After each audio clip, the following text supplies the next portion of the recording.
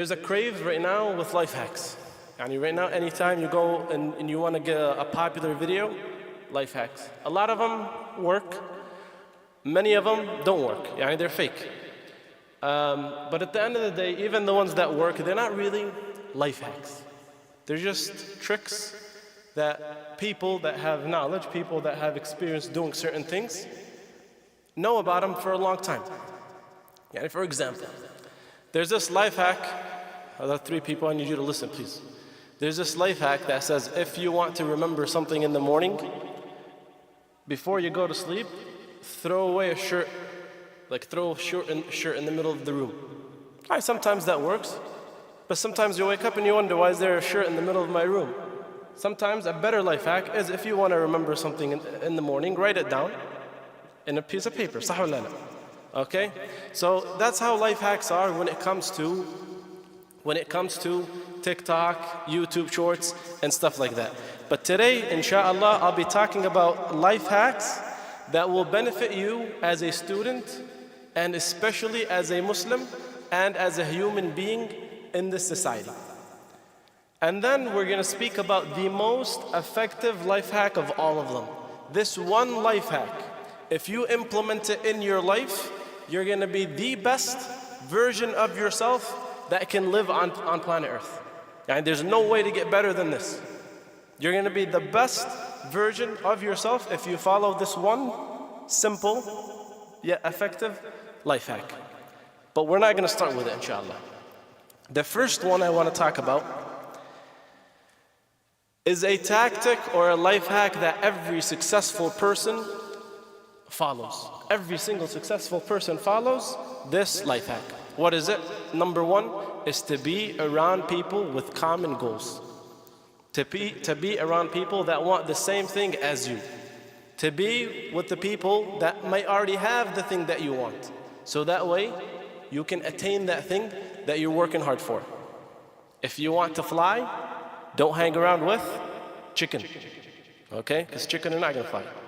If you have a goal, you want to be a hafiz of the Quran, you hang around with who? With huffaz, or at least students that want to memorize the Quran. If you want to be successful in school, you want to be a scientist, you want to be a professional, then you hang around with either scientists, professionals, or people that are working, striving to be scientists and professionals. Is this clear?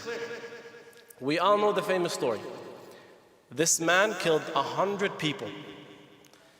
And I don't want to repeat the whole story because everybody knows it. After he found a sheikh that gave him a proper fatwa, the sheikh told him, yes, there is a chance for you to enter Jannah. There is a chance for you to become better. But there's one condition. What was the condition? He had to what? Leave this city. You have to go to a different city because there's too much evil in this city. And if you go to that other city, there's people there that have already attained or are working hard to attain what you're working to attain. And what is he trying to attain? He's trying to attain the mercy of Allah. And in that city, there are people that are trying to attain the mercy of Allah, or people that may have already attained it. So what did he do? He started traveling to that different city. And when he died on the way, the testimony or the testament to his tawbah was the distance that he traveled, and that basically showed that this person really wanted to change. He wanted to be with different people, wanted to be with people that had the same goals as him, and that's what ultimately led him to attain what? The mercy of Allah subhanahu wa ta'ala. So what was the first one? Be around people that have common goals, or they want to attain the same thing that you want to attain. Now I want you to sit and reflect for a few seconds. As a student, as a member of the youth, as a Muslim, as a person living here in Dearborn, what are your goals? Allah subhanahu wa ta'ala says in the Quran, أَيَحْسَبُ الْإِنسَانُ أَن يُتْرَكَ سُدًى. What does that mean? Suda, yani you have no purpose. As Muslims, we should never be walking without purpose. وَقْصِدْ فِي مَشِّكَ. Everything that you do must have a purpose. From the simplest thing that you do every day, which is sleeping, to the most complicated thing you'll do in your life, which is right now perhaps you going to school. What is your purpose? What is your end goal? A lot of people think, I want to be rich. But is being rich, having a lot of money, a purpose? Or is it a means to a purpose? It's okay to want money, but what are you going to use that money for? Just being rich for the heck of it, there's no point of it. So have goals, then find the people that have the same goals and be around them. Does that make sense, Ya Muhammad? Makes sense, inshallah. The next thing you should do to become successful in life as a Muslim, as a student, as a human, is to make the good habits easier to do and to make the hard habits harder to do. To make the good habits easier to do and to make the bad habits harder to do. Okay? Especially the haram habits. Especially the what? The haram habits. You should make them harder to do. If it's something really easy, you're gonna end up doing it very frequently, even if it's haram. If it's something that's hard, you're gonna be lazy, you're gonna procrastinate it, even if it's what? If it's something that Allah subhanahu wa ta'ala loves. So make the good habits easier to do and make the bad habits harder to do. How do you do that? I'll give you some specific examples and then you can apply this to your daily life. For example, let's say you have a bad habit of TikToking for a very long time. You think it's going to be مثلا 1 minute, maybe it's going to be 5 minutes, half an hour, Ya Yusuf, but then it takes too long. Scrolling, it's taking too long. You should make that habit harder to do. How? Maybe make the pin on your phone super complicated and long. You fail 2 times, like forget it, I don't want to do this anymore. How? There's a lot of settings now. Whether you have an iPhone or an Android phone, you can go to the well-being settings and you can put a what? A limit, screen time. After you reach that limit, that's it. Your phone shuts down that app and you can't use it anymore. You have to what? You have to discipline yourself. If you can't stop, then you have to make yourself stop. What's up? You're going to remember the password to just move the limit. Okay, it's a step to make it what? Harder. Sah, of course, you know the password. And if you want to, if you still want to do it, you will do it. But sometimes, just one obstacle in the way of doing something is enough to stop you from doing it. Is it going to stop you forever? Let's keep questions till then. Is it going to stop you forever? No. Okay. So yeah, you can have somebody else do a password for you. But right now what I'm trying to tell you is things that you can do to take control of your own life. To take control of your own life. There's a difference between when you do something out of your own accord, out of your own authority, than when somebody else forces you to do it. And we'll talk about that inshallah. But for example, if I have 2 people, Hussam, Muhammad, okay, Fajr, they wake up and they stop eating. Muhammad did it because he wants to. But Hussam, I locked them up in a room with no food. He really wants to eat. Which one's considered fasting and which one's not considered fasting? Are they both considered fasting? No, they're not both fasting. Even though both of them are not eating, both of them are not drinking water, but only one of them is considered fasting. Why? Because he did it because he wants to do it. Okay? The other person that's being forced, he's not really fasting. He gets no ajr for it. And that's the same thing. I'm telling you these things so that way someone else doesn't have to force you. You're doing it out of your own volition, out of your own wants and desires. I want to do this. I want to improve myself. So make good things easier to do and make bad things harder to do. A lot of the bad things that you're going to do in life usually have to do with this device. Okay? A lot of the bad habits these days, Ya Salman, they have to do with this. So what do? Put controls to stop these habits. And if you need help, talk to me. I'll show you how to stop all these things. Okay? Spend too much time on Reddit, spend so much time on this website or that website, go block it. Okay? There are ways to download apps on your router at home, and then it blocks it. You'll never go in that website again. It'll make your life easier, it'll make your life better.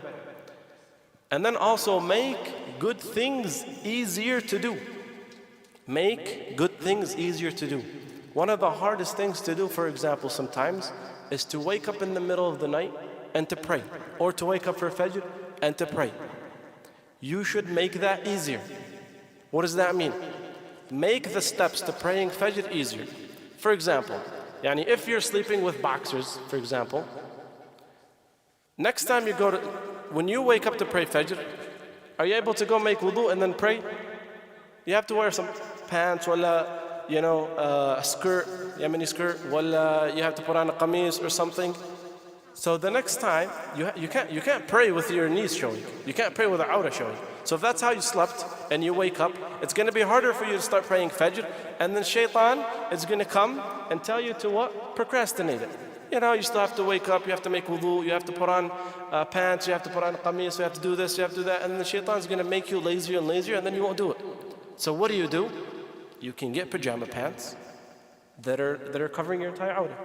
So that way, when you wake up for Fajr, even though it's better to put on really nice clothes, because who are you meeting? You're meeting Allah subhanahu wa ta'ala. But in the beginning, you can start with just a simple pajama that covers everything. And now, the only thing you have to do is wake up, make wudu, and you're ready to pray. You don't have to go change your clothes. So it makes it easier.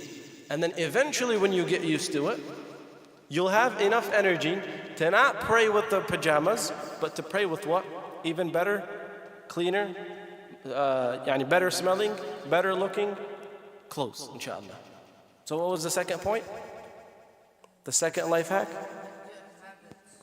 Not get good habits. Make the good habits easy and make the bad harder. Ahsant. To make the good habits easier and to make the bad habits harder. So, we go to the third point now. Sallu ala Muhammad.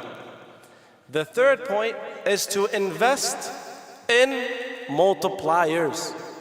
Invest in what? In multipliers. If you can go work at a company and for every hour they pay you $15, or you can work at another company for every hour they pay you twice as much or 3 times as much, $20, $30 or $60 an hour, which one would you choose, Ya Ibrahim? You choose the one that gives you the most amount of value for your time. Isn't that correct? So invest in multipliers. There are certain nights, Ya Salman. This is the second time I say your name. There are certain times of the day. There are certain places where doing the same thing gives you more ajr. Allah subhanahu wa ta'ala says that a hasana or a good deed can be multiplied 10 times up to 700 times. So you could do one good deed, and instead of Allah subhanahu wa ta'ala giving you one hasana, or He writes one good deed for you, He can multiply it up to how many times? 700 times. 700 times. So imagine, you can pray Fajr at home, or you can pray Fajr in the masjid. Which one is multiplied more? Masjid. You can pray in this masjid, or you can, for example, travel to Masjid al-Aqsa and pray there. Which one is multiplied more? Masjid al-Aqsa. You can pray in Masjid al-Aqsa, or you can pray in Masjid al-Nabawi. Which one's more?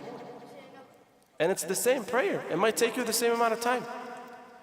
You can pray in Masjid al-Nabawi, or you can pray in Masjid al-Haram. Which one is multiplied more? Masjid al-Haram. And then don't forget, okay, I can't travel. There are certain months of the day, of the year, where your good deeds are multiplied. What are those months called? Not Ramadan. Al-Ashur al-Hurum. Al-Ashur al-Hurum. But there's a catch. There's a catch, ya Shabab. You know, in Al-Ashur al-Hurum, Rajab, Muharram, Dhul Qa'dah, Dhul Hijjah, those 4 months, the good deeds and the bad deeds are multiplied. Did you guys know that? The good deeds and the bad deeds are multiplied. So you have to be very careful. in Rajab, which was last month, Muharram, which is the first month of next year, and then Dhul Qa'dah and Dhul Hijjah, the last 2 months of this year. Those are months where your actions are multiplied, whether they're good or they're bad. So be extra careful to do what? To do good and stay away from bad. So what was the third one? Invest in multipliers. If something can multiply your action and it's the same action, invest in it. Please pay attention. Then all of this is leading to a good crossover where everything is going to make sense. You guys are going to wish you listen from the beginning. Okay? Like when you watch a series, maybe the first few episodes are boring, and then the last episode of the season, everything starts to make sense. Like, man, I should have started. Then you go back and you watch the other episodes. Okay? This is the same thing. I'm going to tell you something that's going to blow your mind, but I need you to pay attention throughout the whole way. Okay? Number 4, this one might sound like a cliche, but read. Read. How many successful people have you seen that don't read? What was the first word revealed to the Prophet Muhammad sallallahu alaihi wasallam? Iqra. We are the ummah of Iqra. There are people whose lives changed because of one book they read. Maybe one chapter of that book. Maybe one page, one word, one sentence they read that changed their entire perspective of life. And of all the books that exist right now on this planet, what is the best book to be reading and reciting? Quran, no doubt about it. There are people, Ya Yusuf, throughout the entire world who were non-Muslims, and they came to Islam because of one ayah in the Quran. Because of what? Because of one ayah in the Quran. And it differs.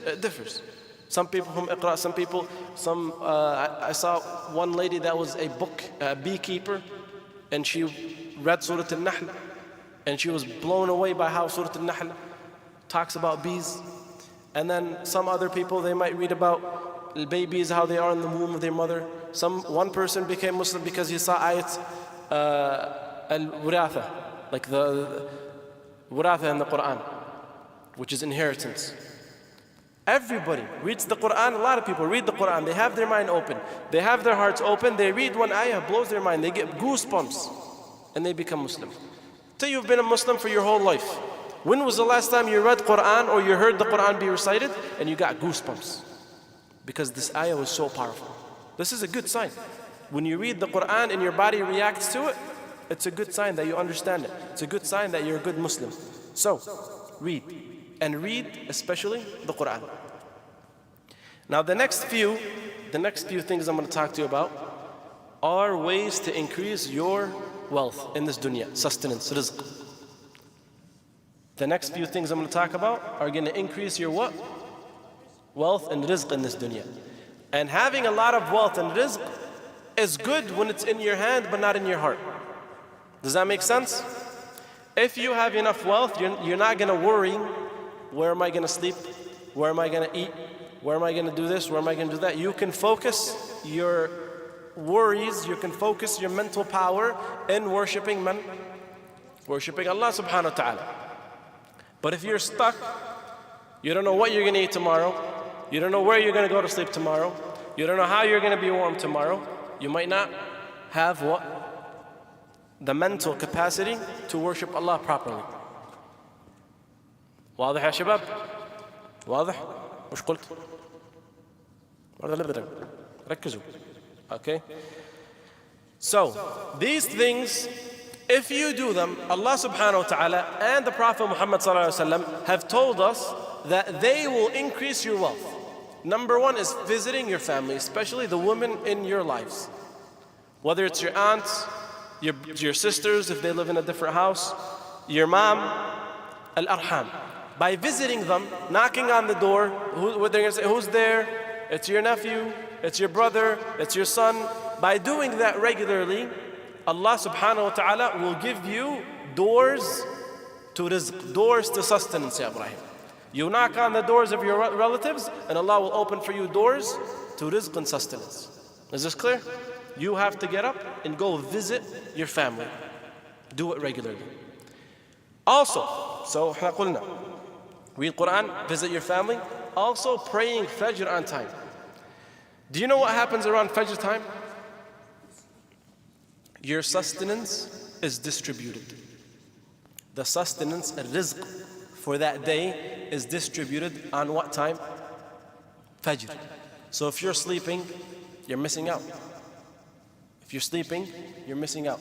So imagine if we were in the masjid and every day Fajr, or if, let's not say masjid, at your work, yani if you have a job. The checks only get handed out Fajr. How many people are going to line up so they can get their checks? Everybody. I worked so hard, I want my check. صح ولا لا يا بطل؟ صح, عمي, she just agree with me. الرزق that Allah subhanahu wa ta'ala provides is handed out when Fajr. So if you're sleeping, you might miss out on opportunities for what? For rizq. So if you want to make sure the doors of sustenance, of rizq are always open for you, then what do? You visit family, you pray Fajr on time, and don't go back to sleep after Fajr. Try not to sleep until after shuruq if you have to. And then finally, and this is going to be the last small life hack that I talk about today, is tahajjud. Pray tahajjud. The Prophet Muhammad sallallahu alayhi wasallam was asked, what is the best prayer after furud? After Fajr, Dhuhr, Asr, Maghrib, Isha, what is the best prayer? The Prophet Muhammad sallallahu alayhi wasallam said the best prayer after the furud is Qiyamul Layl, the prayer at Layl. Tonight is the 15th night of Shabab. On this night, on the last third of this night, and every night, Allah subhanahu wa ta'ala visits you. Allah subhanahu wa ta'ala visits you. Not like you when you have to go visit your family. Allah comes down to you. He hands you the door and He urges you to knock it. Allah subhanahu wa ta'ala comes down every night in a way that befits Him. And He asks, is there someone who asks of me so I can give him? Is there a person who wants to repent so I can repent upon him? Is there a person who wants anything so I can give it to him? And if you're sleeping at that time, you missed a what? A huge opportunity. Now, all of these 7 things that we mentioned. Number 1, to be around people with common goals and interests. Number 2, make good habits easier and make bad habits harder. Number 3, to invest in multipliers.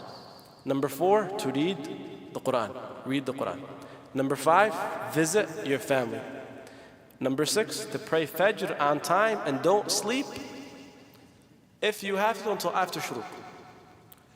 And finally, to pray tahajjud. What's common about all of these things? What's the most effective way to do all of these things? What is the point of all of these things? The point of all of these things is to attain taqwa. What is taqwa? To be conscious of Allah subhanahu wa ta'ala. The most effective life hack you'll ever hear about is to have taqwa. To worship Allah subhanahu wa ta'ala as if you can see Him. And to remember that even if you cannot see Allah, Allah subhanahu wa ta'ala sees you. Once this is instilled in your heart and in your brain, then you have achieved taqwa. Taqwa, once you have it, there's no going back. Once you have taqwa, there's no better person you can be, there's no better version of yourself you can be until you have taqwa. Umar radiallahu anhu, one time he was walking and he saw a person herding some sheep. Okay? So Umar asked this shepherd, can you give us one of your sheep so we can eat it? Because he's hungry. So the shepherd says, I don't own the sheep, they belong to someone else. He hired me to herd them for him, I can't give them to you. So Umar tells him, don't worry about it. Kill the sheep and then tell him it just died or a wolf ate it, and then don't worry about it. So the man says, Ya Umar, if I tell my boss this, he will believe me because he knows that I'm trustworthy. But what am I going to tell Allah subhanahu wa ta'ala? This person, what made him stop? His taqwa in Allah subhanahu wa ta'ala. And the best workshop for taqwa is coming in 2 weeks. What is the best workshop for taqwa? Ramadan. Okay? The best way, the easiest way to get taqwa is to take Ramadan seriously. How do you take Ramadan seriously? Number one, now we said the last thing we talked about was praying tahajjud. Is there a way to pray tahajjud in Ramadan? We have tarawih, we have tahajjud on the last 10 nights, and you should be praying more at home. Is it easy? Of course it's easy. Okay? Because there's a lot of people around you in Ramadan that have the same common goals and interests. Okay? Number 6. We're going backwards now. We said to pray Fajr on time, right? Is it easy to pray Fajr on time during Ramadan? Very easy. You have to wake up before Fajr because you don't want to starve throughout the whole day. Isn't that right? So you wake up before Fajr, you eat sahur, and you stay awake. This is a good life hack. When can you practice it? In Ramadan. We go back, visit family. After Maghrib, Ibrahim, after Maghrib, you can go have dinner with any one of your family members. Sah wala la? Before Taraweeh. That's how you can visit family in Ramadan. And then we said read the Quran. What month was the Quran revealed in? What month does everybody read the Quran? Everybody takes their masahif and they start wiping off the dust and everything during what? Ramadan. Shahru Ramadan. Alladhi unzila fihi al-Quran. So you start reading Quran in Ramadan. And then we said, invest in multipliers. I'm not telling you have to travel all the way to Masjid al-Aqsa or Masjid al-Nabawi or Masjid al-Haram. There is a night in Ramadan that's better than 1,000 months. What is that night? Laylatul Qadr. Are you going to invest in that night and take it seriously, or are you going to miss the opportunity? Imagine praying 1,000 months straight. Imagine making dua for 1,000 months straight. Imagine giving sadaqah or paying zakah for 1,000 months. Can you do that? Some of us are probably not even going to live to be 1,000 months old. But if you take advantage of one night, then the actions that you've done on that one night are better than what? Are better than 1,000 nights, 1,000 months, not nights, 1,000 months. And then, number 2, we said make good things easier and make bad things harder. Hussam, do you know how long it takes to build a good habit? According to research? 27 days. Did you guys know that? According to research, if you do something consistently for 27 days, you're more likely to keep that as a habit. How long is Ramadan? At least 29 days, usually 30. So if you're consistent throughout the whole Ramadan, what happens? You've built a good habit. If you're consistently avoiding a bad habit in the month of Ramadan, after Ramadan, what's happened? Then, after Ramadan, most likely you're going to quit it forever. There's people that are addicted to some sort of drug, whether it's smoking or whatever. And you tell this person, just 3 hours, can you go 3 hours without it? It's like, Wallah, I can't. My body starts acting weird, and I can't. But then Ramadan comes, and you stop smoking for how long? 12 hours. 12 hours straight. So easy. So if you could do it for 12 hours, you could do it forever. Wallah, you can. But sometimes there's a thing that keeps telling us you can't. You can't. There's a thing that keeps telling you can't be a good person. There's a thing that keeps telling you, you can't be a better person. And what is that? Shaitan. What was the first life hack we said about? Be around people that what? With common interest. And stay away from people that want to bring you down. In Ramadan, what happens to the shayateen? They get locked up. And if you're in the masjid, how packed is the masjid every day in Ramadan? What does everyone in the masjid want? To attain taqwa. Fi Ramadan, of course, which is a path to Jannah. They want to attain taqwa. Now, you ask yourself, do you want to attain taqwa? Do you want to be the best version of yourself? Then what do? You attain that taqwa. Allah subhanahu wa ta'ala says, يا أيها الذين آمنوا كتب عليكم الصيام كما كتب على الذين من قبلكم لعلكم تتقون. Everything in Ramadan is for what? For taqwa. Now, who remembers what I said about multipliers? Allah subhanahu wa ta'ala can multiply a good deed between how many times? The least is 10 to what? 700. There is one act of worship that Allah subhanahu wa ta'ala did not mention the multiplier for it. كل عمل ابن آدم له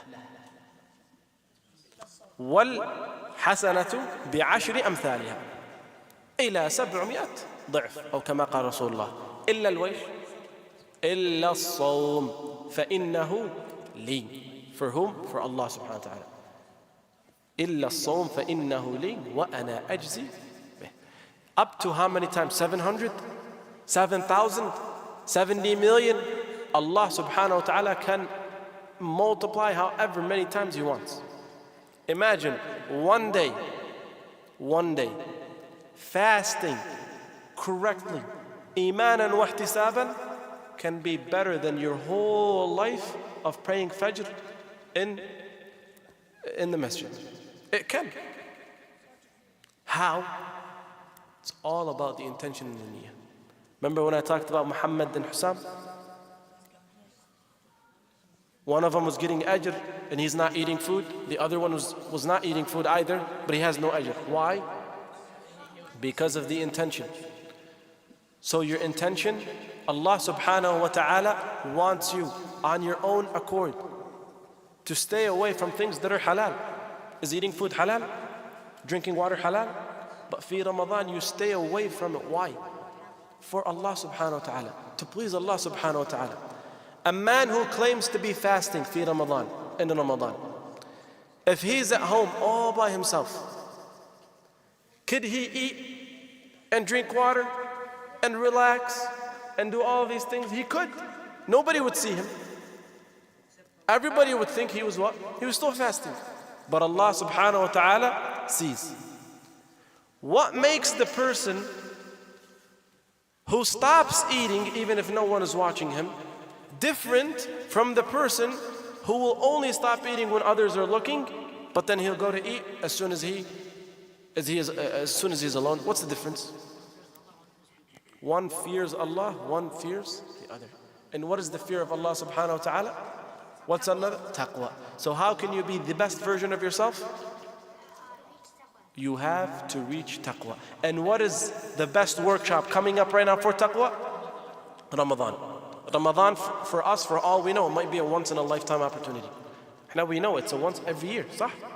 But how many people have died in the past week? They're not going to see this in Ramadan. More than 4. There were 3 in one janazah last Friday. Not this Friday, last Friday. The one before. Okay?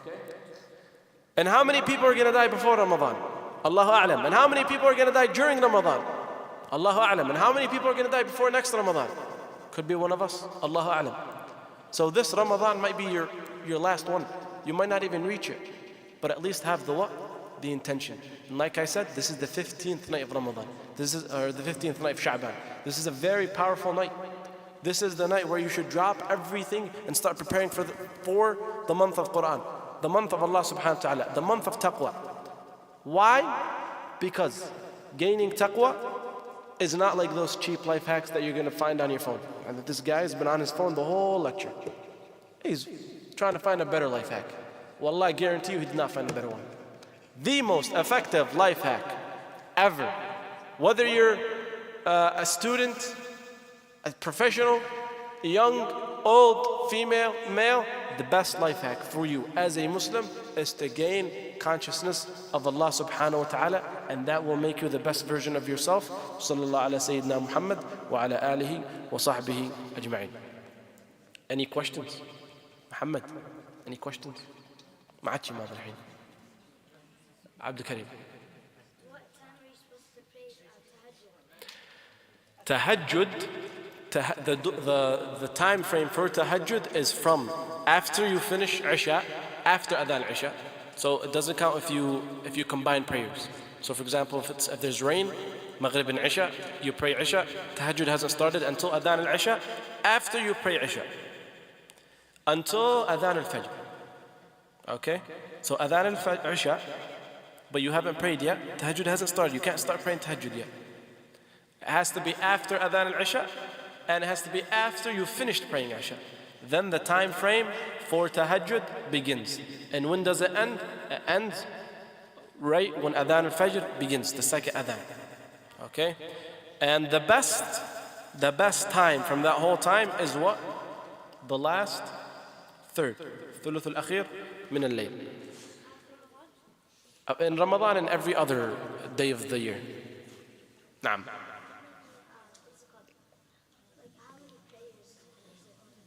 How many rak'at is tahajjud? An odd number of rak'at, whatever you want. Just end it with witr. So you want to do 2 and then witr. You could do 4 and then witr. You could do 6 and then witr. You could do 8 and then witr. Whatever you want. There's no limit. But let me give you advice. If you're starting out, it's better to do 1 long rak'ah than to do 21 rak'at. It's better to do 1 long rak'ah where you recite a lot than to do 21 rak'at, because what did we say? Make the good habits easy and make the bad habits hard. And if you want to start a good habit of praying tahajjud, don't start with 21 rak'at the first day. Shaitan بيضحك عليك. It's too hard, 21 rak'at, too much. But if it's just 1 rak'ah, قل للشيء it's just 1 rak'ah. Shaitan بيقول لك go ahead, 1 rak'ah. لا ركعة read the whole Quran. Okay? Not really, but يعني make it really long. Any other questions? Yeah, you can read multiple surah. Just make sure they're in order. Yani don't read Surah Al-Nas and then Surah Al-Naba and then go to Surah Al-Falaq. Do it in order. Okay? And it's okay. You could do it out of order. Yani it's not haram, but it's better to do it in order of the Quran, as it is in the Mus'haf.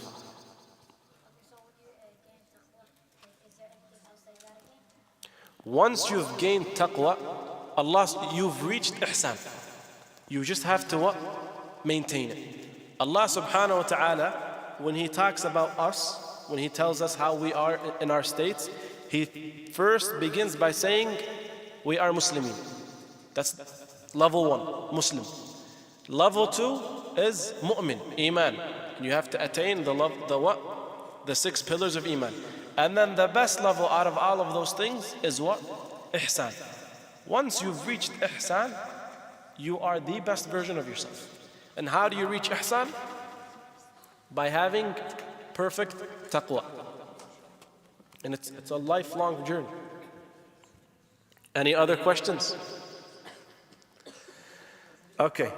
So for the rest of this session, inshallah, because Ramadan is coming up in around 2 weeks, inshallah, and because we all expect or we hope to be fasting Ahsam fi Ramadan, the next session of this Shabab night will be about the fiqh of Siyam.